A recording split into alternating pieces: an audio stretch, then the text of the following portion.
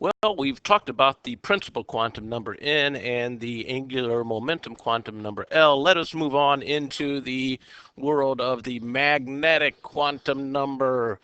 What is its symbol? What does it tell us about the electron? And what are its values? So let us go back to our beautiful concept map. And let's go into the green zone with the magnetic quantum number. What does this tell us, first of all? Well, excuse me, what is its symbol? Its symbol is M. All right, piece of cake, M, magnetic. That's an easy one to remember. Good. Now, what does it tell us about the orbital? In this case, remember, first of all, N told us about the energy level, which is the distance from the nucleus of the electron. L told us about the shape of the orbital, and M tells us about the orientation of the orbital in three-dimensional space. And what does that mean, really? Hey, in these cases where I have p orbitals or d orbitals, what direction is it? Is it going to be in the x direction? Is it going to be in the y direction? Is it going to be in a z direction? That's all M is telling us. It tells me how my different orbitals are aligned in space, okay? And that's a beautiful picture. Good. So I think, oh, values. We need to talk about the values for my M. M is easy. M is plus or minus, excuse me, let's start off with all integers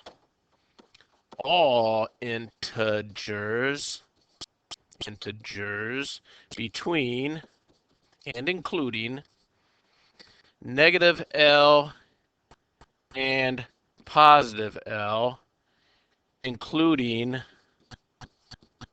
0.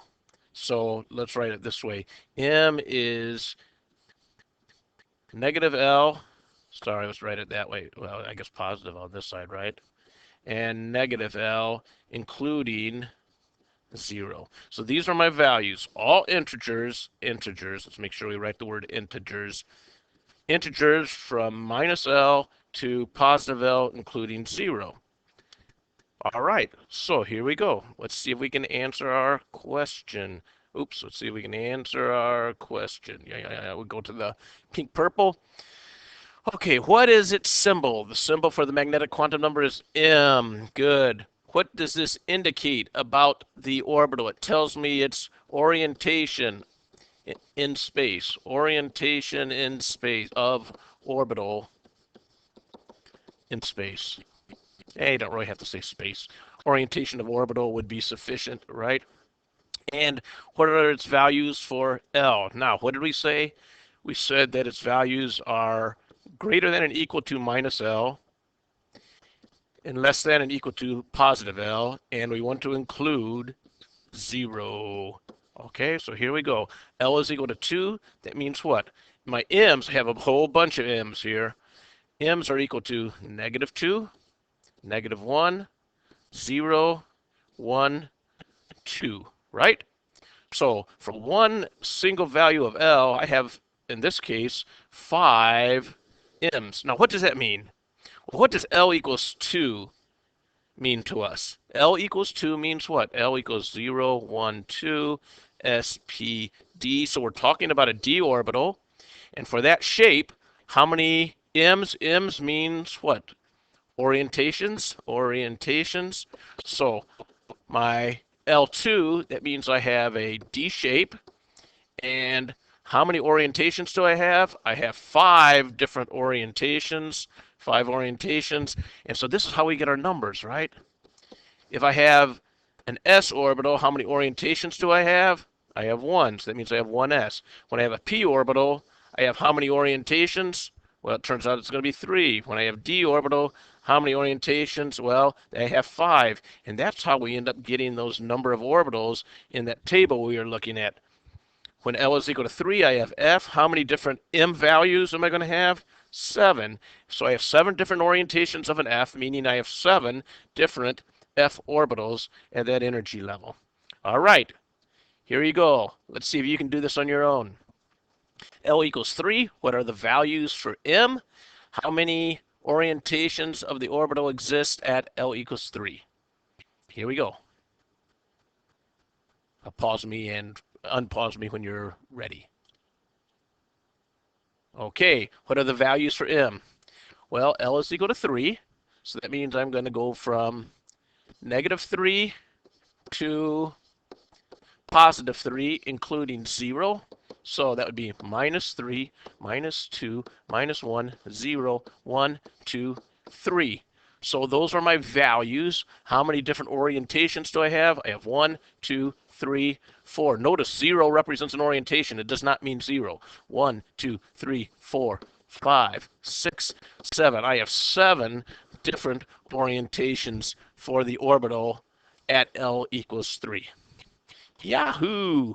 Okay, here we go. The 4s orbital, how many values of M exist for this orbital? All right, I'll give you some time to do this. Unpause me when you're ready for the answer. Okay, 4s. So what does that mean? That means my N is equal to 4. My S, that means my L is equal to what? Okay, I always have to write this down because I sometimes get confused. L, excuse me. Yeah, L, that's right. L in my shape. Good. L always starts with what? 0, 1, 2, 3. My shapes always start with sphere, S, P, D, F, right? They're always in this order. 0, 1, 2, 3, S, P, D, F. And if I just wanted to know the number, I could always remember it's 1, 3, 5, 7 of these orbitals at that energy level. Good. So when I have an s orbital, what's my L equal to? My L is equal to 0. Good. Now, how many values of M do I have for this? Well, I go from -L to +L, including 0. My L is equal to 0. So 0, 0. So what do I have? I need M between 0 and 0, including 0. So what does that mean? 0. So what is the value? Remember, 0 has meaning in quantum numbers. What is the value of M? The value for M the value of M is 0 for 4s, right? And how many orientations are there for this? Well, I have one value of M, so how many orientations do I have? I have one orientation because the value of 0 is still an orientation. Yeah, I know that kind of blows your mind mathematically, but remember, quantum numbers are less about math and more about symbols. All right, finally, the last one, the spin quantum number. That is great. Okay, what is its symbol and what does it indicate and what are its possible values? All right, this is the last quantum number. Let's go to our concept map and let's finish that off. We're into the blue zone here. Okay, what is its symbol? The symbol is a big S. Now, what does it tell me? It tells me the spin of the electron. Good. So the spin of the electron, and what are its values? It is a positive 1/2 and a negative 1/2 for every value of M. So if M is -1, then my S is equal to +1/2 and -1/2. If my M is equal to +2, let's make that M, it's still, I have an S that's associated with that equal to +1/2 and -1/2. And that sounds a little confusing, and it will become very clear here in one moment. Good. So the spin quantum number, what is the symbol? S. What does it indicate? Spin of the electron. And what are its possible values? -1/2 and +1/2 for every value of M. All right, great, here we go. An electron with an M of -3. What are the possible values of S? Easy. So M is -3. So what are my S's? Well, for this, I can have a +1/2 and I can have a negative 1/2. There we go. That is the answer. Now, think about this. Well, we won't think about it just yet. All right, the quantum number. Sorry, went too far. The quantum number. This is it. The quantum number 2, 1, negative 1, 1/2 is a valid Is this a valid quantum number? 2, negative 1, negative 1, 1/2. Well, we have to start from the top. So let us summarize here. What are my values? What are my possible values for n? N can be 0, 1, 2, 3, right? L, what are my possible values for L? Well, everything from 0 to n minus 1. Good. What are my possible values for M? Well, my M values are negative L to positive L, including 0. And what are my values for S? Positive 1/2 and negative 1/2. Okay, so here we go. I have, and the way to read this is, this means this is a quantum number. This is N, L, M, S. There we go. These from left to right, they represent N, L, M, and S. Good. So this means I have N equals 2. Okay, so here we go. N equals 2. So what are my values for L? Well, I have a whole bunch of values for L. In fact, how many values for L should I have? Well, N is equal to 2, so I have 2 values for L. I start at 0 and go to n minus 1. 2 minus 1 is 1. So I'm going from 0 to 1. So my values for L are 0 and 1. Good. My values for M, well, for every one of these L's, I have a set of values of M. When L is 0, that means I go from 0 to 0, then my M is 0. When L is equal to 1, however, let's think about this. L equals 1, then that means I'm going from negative 1 to positive 1, including 0. So how many values of M do I have for 1? I have 3, and they are negative 1, 0, and 1. Wait. Hold it. Look at, hey, there's a 0 here and a 0 there, Mr. Smith. Why? That's got to be wrong. No, it's right, because this 0 is associated with which L? It's associated with the 0L. And remember, what does 0L mean? That means I have a sphere, right? So this means this is the orientation for the sphere. Well, what about this 0? Well, this 0 is associated with a different L. L equals 1 is what kind of an orbital? It's a p orbital. So this 0 is telling me something about this p orbital. So it is not the same as this 0. These are two different zeros, and we have to write them down twice because they represent two different things. Good. So now we add our s's. I have a 0 here. How many s's do I need? I need a plus 1/2 and a minus 1/2. I have a minus 1 here. How many s's does it need? A plus 1/2 and a minus 1/2. I have a 0 here, plus 1/2, minus 1/2. I have another m here, plus 1/2 and minus 1/2. Okay, so now these represent my quantum numbers associated with n. N equals what? N equals 2. N equals 2. Good. So this would represent one entire, this shows us all the possible quantum numbers at n equals 2. Now wait a minute, time out. Quantum numbers tell us about electrons, right? N tells me the number of electrons I could have. Remember that? We said what? Number of electrons equal 2n squared, right? Okay, so I have n equals 2, right? So that means I'd have 2n squared, 2 squared, 4, 8. So that means I have 8 electrons at the n equals 2 level, at n equals 2. That means I should have 8 quantum numbers describing each of those electrons. Do I?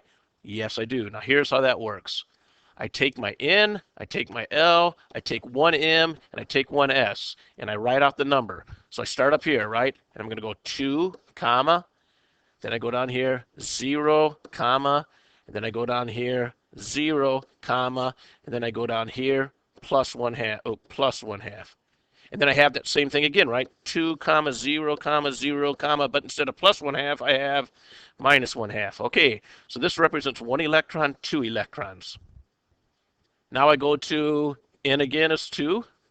But then I don't go to 0, I go to L equals 1. So I n, 1, and then from there I go to minus 1.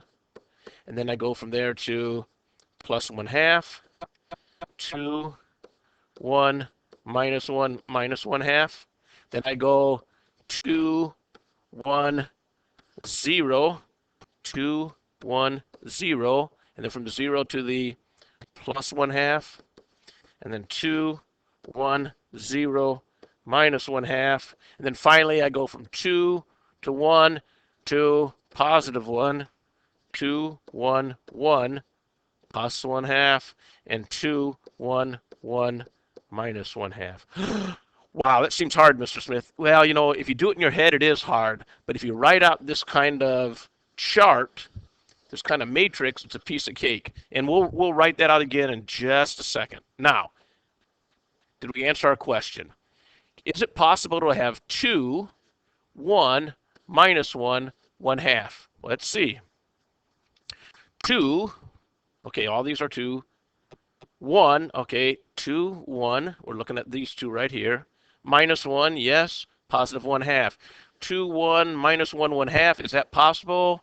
The answer is yes, it is possible. Okay, good. Quantum number 3, 1, minus 2, negative 1 half. Okay, here we go. I'll give you a few seconds to do this. Pause me, and when you're done, let's do this together. All right, here we go. N equals 3. If n equals 3, what are my possibilities for L? Well, L can be 0, 1, 2. That's great. Now, what are my possibilities for M? Well, for M equals 0, and let's give me some more space here. Let's do it this way. 0, 1, 2, because we're going to need space. What are my possibilities for M? Well, when L is 0, we said M is equal to what? Negative L to positive L including 0. Well, that's 0 to 0 including 0. That means it's 0. What are my values for L equals 1? Negative 1, 0, 1. What are my values for M equals, or L equals 2? Negative 2, negative 1, 0, 1, 2. What are my values for S? That's easy, right? 1 half, positive 1 half, negative 1 half. Positive 1 half, negative 1 half.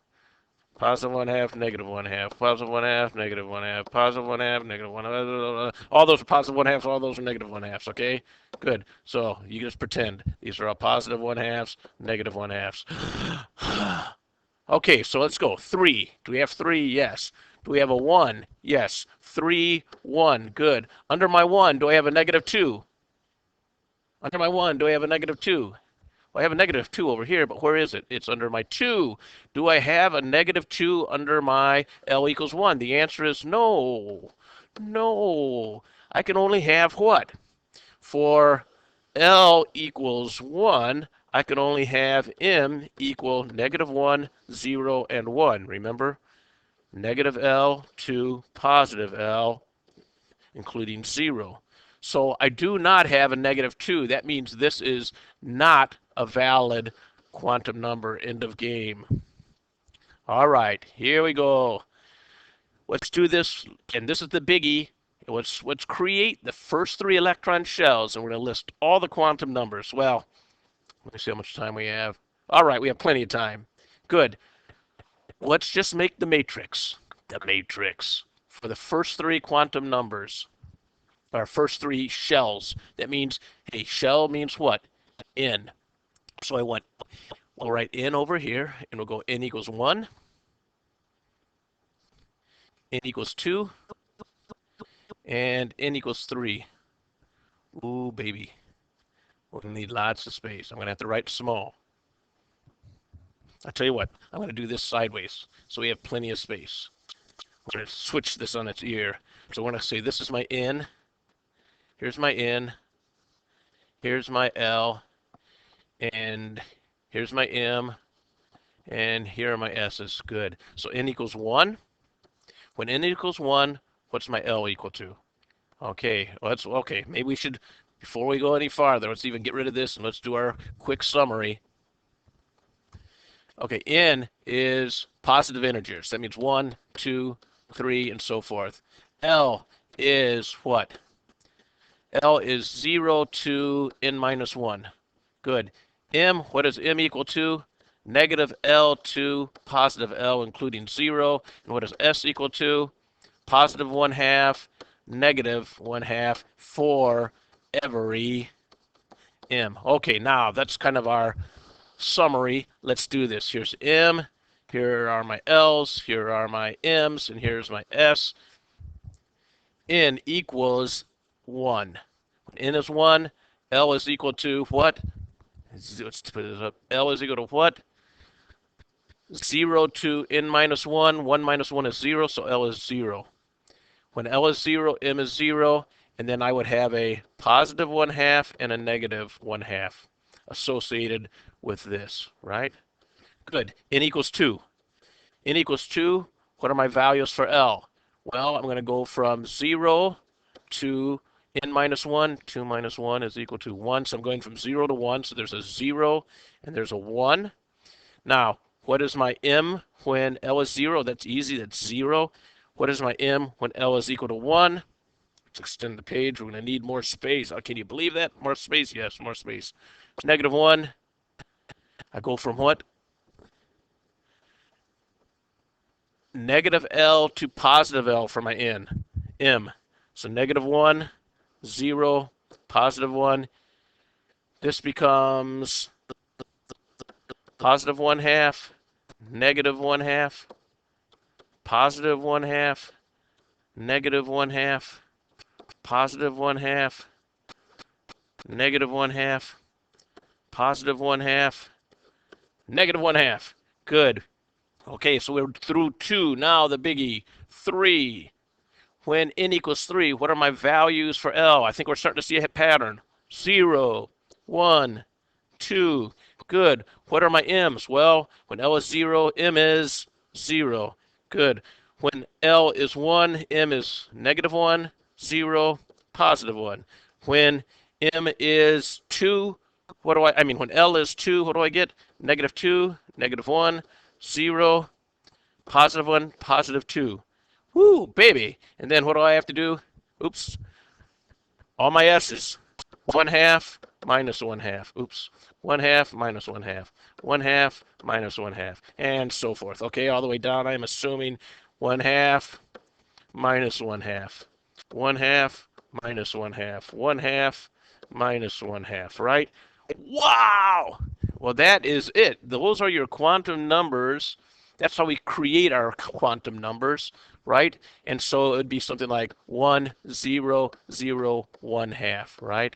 Or here we'd be having what? For this area right here, it would be 2, 1, 0, 1/2, right? Or 2, 1, 0, negative 1/2. Down here, the 4 quantum numbers. Let's go this way. You won't, right? Oops, right here, got to include my N equals 3. 3, 2, negative 2, 1/2. Got it? Does that make sense to you? All right. Yeah, because here's my 3 zone. Here's my 3 zone. And here's my 2 zone. And here's my 1 zone. And this is what we call what? N equals 1. So what is this? This is my first shell. This is 2, so this is my second shell. N equals 3, so that would be my third shell. Cool. Good, good. How much time do we have left? Well, I better call it off. Well, one last thing. No, I guess we better call it off. All right? So that would be it for quantum numbers. You are now a quantum number expert. Good luck. Let me know if you need some help. Bye-bye.